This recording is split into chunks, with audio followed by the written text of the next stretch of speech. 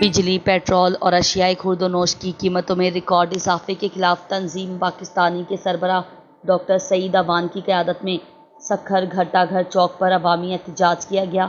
سکھر سے bureau chief راجہ ریاض میمن کے مطابق اس موقع پر ڈاکٹر سعید اعوان، مشرف محمود قادری، آغا اکرم درانی، عامر عباسی، حاجی ریاض کھوکھر، حامد میمن، مولانا افضل حسینی و دیگر رہنماؤں نے کہا کہ حکمران IMF کی شرائط کو پورا کرنے کے چکر میں عوام کو مہنگائی کی دلدل میں دھکیل رہے ہیں۔